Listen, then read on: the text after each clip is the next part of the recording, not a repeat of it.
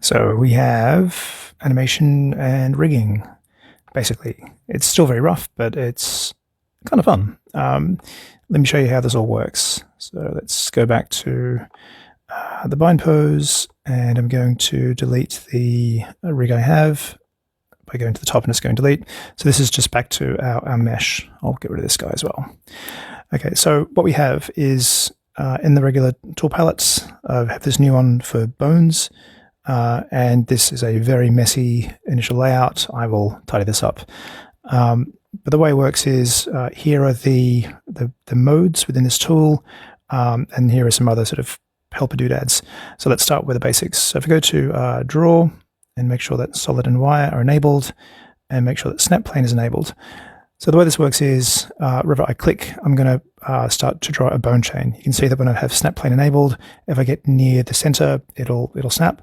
The advantage of doing this in VR is it makes it much easier to see where I am in the volume. So I go the hips to there, to there, to there, to there, and it's A button to cancel.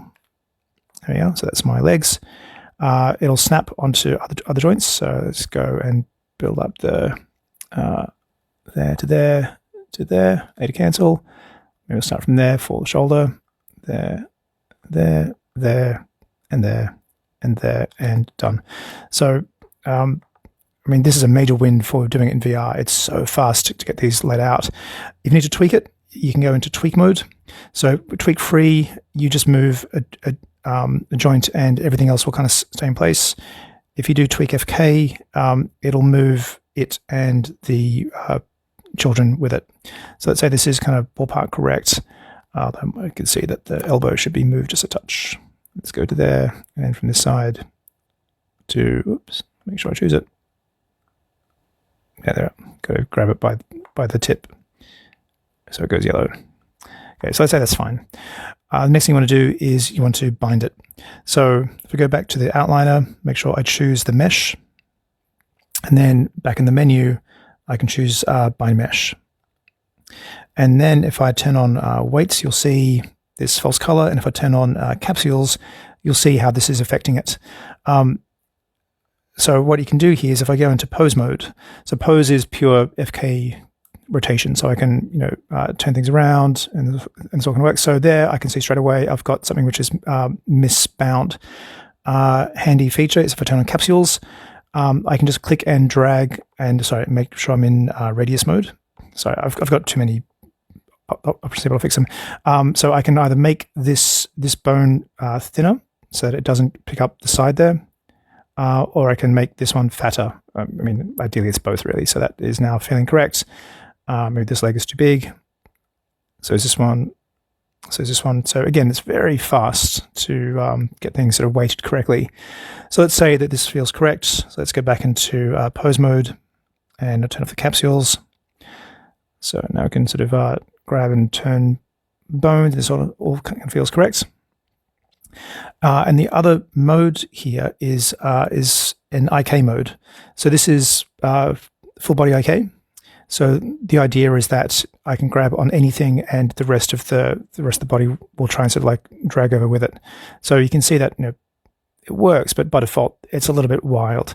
So that's why we've got pins. So again, using the A button on this controller, if you tap and tap on a highlighted joint and hit A, you get this indicator that now shows that is pinned. So imagine this was a stop motion puppet and you were like physically pinning that thing down. So now I can grab other parts and the feet are locked to the ground. There are two kinds of pin. So the A button toggles between them. So there's no pin, translation pin with just the X, or a translation and rotation pin. So now when it's like that, you can see how this one is staying completely locked in place while the other foot can drift. So I might do a rotation pin on that as well. So that's now locked. So this is pretty cool because I can sort of pose stuff by using both translation and rotation with my 6-off controller, and I can sort of do kind of like booty shake moves like this. I can put the hands up on the head really easily. I can sort of like twist and fix things if I need to. It's pretty cool. The other thing that I can do, which is very experimental, but it's kind of working well, is this does support multi-res. So I can go into multi-res and I can subdivide, and this still works. So I can still pose, I can still tweak. I haven't worked out how to make this work with Nomad Link yet, but I'm sure it'll work, maybe eventually, once I actually try it. So this is all pretty cool. There's more to do. Like I'd have to turn on Delta Mush support to try and fix up joints like this. But, like I sort of punnily said earlier, the bones of it are there. So I can even sort of pin these guys. So now that should be like that kind of thing. Ooh, sexy. And what is cool is this also supports keyframing. So if I go back to my keyframe menu, so at the moment it's a keyframe for the entire skeleton. So so if I put a keyframe here, key pose, you can see it puts down a key for the entire rig.